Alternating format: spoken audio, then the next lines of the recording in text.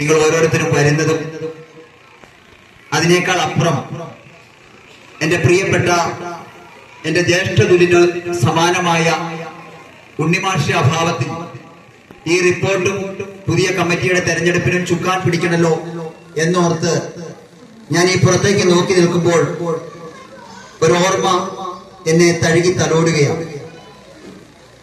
ഒരു മഴയത്ത് രണ്ടുപേർ ഒരു ഇല ചൂടി വന്നാൽ അതിലാർക്കാണ് സ്നേഹം കൂടുതൽ എന്ന് ചോദിച്ചാൽ നമ്മൾ ആലോചിച്ച് പ്രയാസപ്പെടേണ്ട കാര്യമില്ല.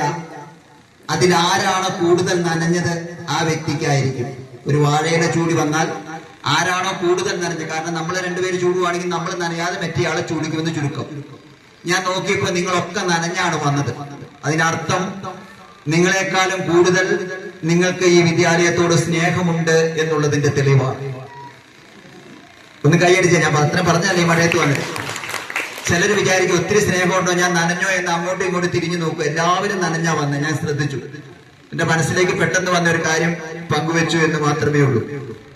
അക്ഷരങ്ങളാൽ അനശ്വരമായ 103 വയസ്സ് പ്രായമുള്ള ഈ വിദ്യാലയത്തിൽ യുഗങ്ങളെ അതിജീവിക്കുവാൻ കഴിഞ്ഞ വർഷങ്ങളിലൊക്കെ വിസ്മയങ്ങൾ തീർത്ത എന്റെ പ്രിയപ്പെട്ട രക്ഷിതാക്കളെ,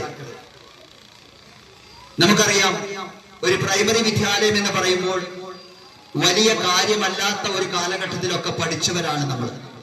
എന്നാൽ ഇന്ന് അങ്ങനെയല്ല. ലോകത്തില് മനുഷ്യൻ ഏറ്റവും കുറച്ച്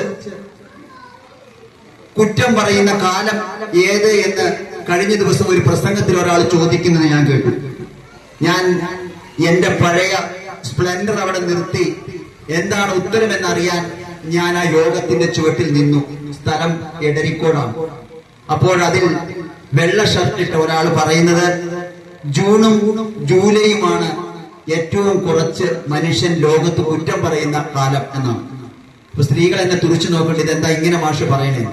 അത് മറ്റൊന്നുകൊണ്ടുമല്ല, ലോകത്ത് വേൾഡ് കപ്പ് നടക്കുന്ന 2 മാസങ്ങളാണ് ഇത്. ലോകം ഒരു പന്തിനൊപ്പം ഉരുളുന്ന സമയമാണ്.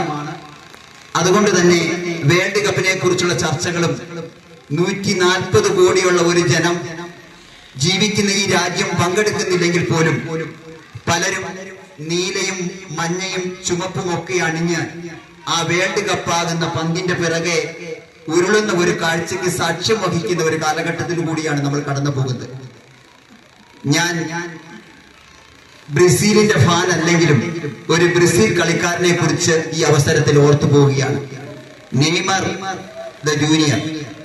അദ്ദേഹത്തിന് സ്വത്തുക്കൾ തീരെയില്ല. അപ്പനും അമ്മയും സാധാരണ കൂലിവേല ചെയ്യുന്നവർ.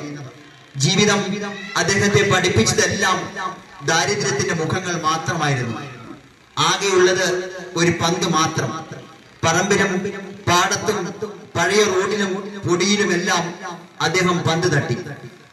അയാളുടെ ഉള്ളിൽ ഒരേ ഒരു മോഹം മാത്രമേ ഉണ്ടായിരുന്നുള്ളൂ. ഒരിക്കലെങ്കിലും ബ്രസീലിന് വേണ്ടി ബൂട്ടണിയണം. ആ സ്വപ്നം അദ്ദേഹം സാക്ഷാത്കരിക്കുകയാണ്. 2014 ഫിഫ വേൾഡ് കപ്പിൽ ബ്രസീലിന് വേണ്ടി അദ്ദേഹം കളിക്കുകയാണ്. ലോകത്തിന്റെ പ്രതീക്ഷ ഹിമാലയത്തോളം ഉയർന്നു നിന്ന മനോഹരമായ ഒരു നിമിഷം. പക്ഷേ വിധി അദ്ദേഹത്തെ കീഴ്പ്പെടുത്തി. ഒരു ചെറിയ അറ്റാക്കിൽ അദ്ദേഹം വീണു പോവുകയും അദ്ദേഹത്തിന്റെ നട്ടലിന് ക്ഷതം സംഭവിക്കുകയും ചെയ്തു. തീർച്ചയായിട്ടും ലോകം ഒരുപക്ഷെ കണ്ണീരണിഞ്ഞ ഒരു സംഭവമായിരിക്കും.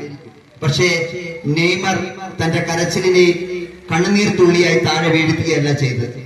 നിരന്തരമായ പരിശ്രമത്തിലൂടെ അദ്ദേഹം ആ വലിയ വീഴ്ചയെ വീണ്ടെടുക്കുകയും ലോകത്തിന് വലിയ പ്രതീക്ഷകൾ നൽകി പിന്നീട് ട്രിപ്പിങ്ങിലൂടെ ഒരുപാട് ഗോളുകൾ സമ്മാനിക്കുകയും ചെയ്തു.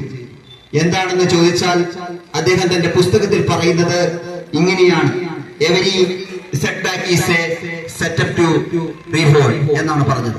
അതായത് വീണെടുത്ത് കിടക്കലല്ല ഒരു വ്യക്തിയുടെ ജീവിതം, വീണെടുത്ത് നിന്ന് എഴുന്നേൽക്കാൻ ശ്രമിക്കുന്നതാണ്. ഈ പ്രൈമറി വിദ്യാലയവും ചെയ്യുന്നത് അതാണ്, മറ്റൊന്നുമല്ല. ഒരു പിഞ്ചുകുട്ടിയെ ഈ വിദ്യാലയത്തിലേക്ക് നിങ്ങൾ പറഞ്ഞയക്കുമ്പോൾ അവനിൽ നിങ്ങൾക്കുള്ള പ്രതീക്ഷയുടെ 2 മടങ്ങ് ഞങ്ങളും കാത്തു സൂക്ഷിക്കുകയാണ്. ഞാനും നിങ്ങളുമൊക്കെ ഒരു കാലത്ത് പകുതി ദിവസം പോകാതെയൊക്കെ ഇരുന്ന ഒരു കാലഘട്ടം പോലെയല്ല.